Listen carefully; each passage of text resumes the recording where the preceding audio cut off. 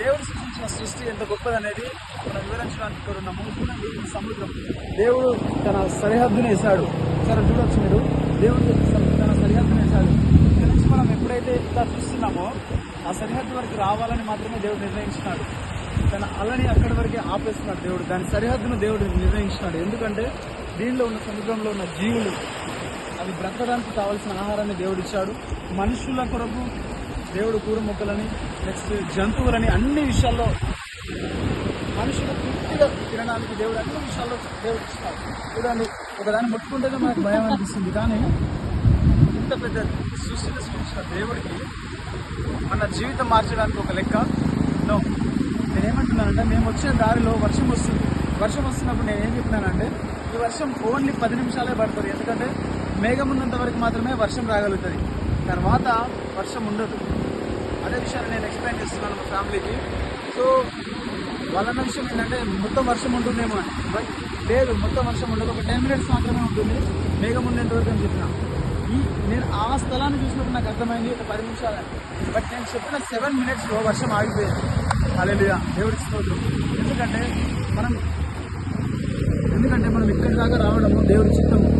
వెళ్ళే నుంచి మొదలుపెట్టిన.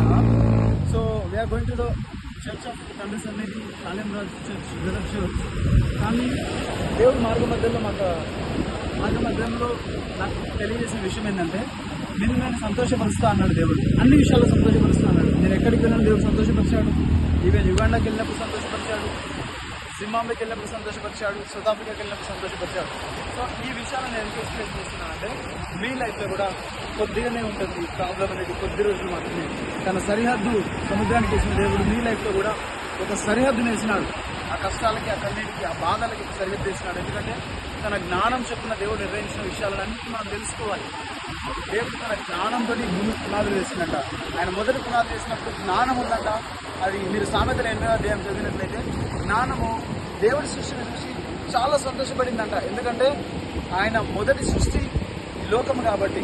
సో నేను ఏం ఎక్స్ప్లెయిన్ చేద్దాం అనుకుంటున్నానంటే, ఈ సముద్రం గురించి కాదండి, మన జీవితం గురించి. ఇలాగనే మన జీవితం ఉంటుంది. మన జీవితంలో చూడండి, అలలు ఎలా వస్తున్నాయో, ముందుకు వస్తున్నాయి, వెనుకకి వెళ్ళిపోతున్నాయి, ముందుకు వస్తున్నాయి, వెనుకకి వెళ్ళిపోతున్నాయి. మనం అనుకుంటాము మన లైఫ్ ఇక్కడితోనే ఉంటుంది, ఇదే లైఫ్ ఇంకా ఇక్కడితో అయిపోతుంది అనుకుంటున్నాం, బట్ లేదు.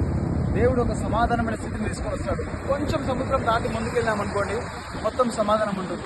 మనం ఒడ్డున ఉన్నాం అంటే సమస్యల వలయంలో ఉన్నట్టు అనిపిస్తుంది మన లైఫ్. కానీ మనం ఎప్పుడైతే లోతునకి వెళ్తామో, యేసులో లోతునకి వెళ్ళిన వారికి ఏ సమస్య ఉండదు. ఎందుకంటే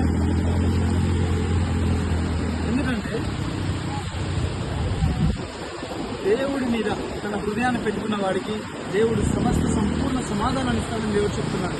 సో మన హోప్ అనేది దేవుడి మీద ఉండాలి. మన హోప్ అనేది కష్టాల సమయంలో, కన్నీటి సమయంలో, బాధల సమయంలో, ఇబ్బందుల సమయంలో మన హోప్ దేవుడి మీద ఉన్నప్పుడు మనం లోతుకి వెళ్తాం. పేతురుతో ఏమని చెప్పినాడు దేవుడు?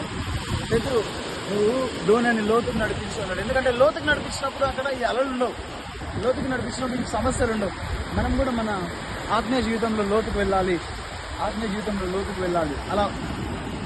అలా వెళ్ళినప్పుడు మన జీవితం అంతా మార్చబడుతుంది. హల్లెలూయా.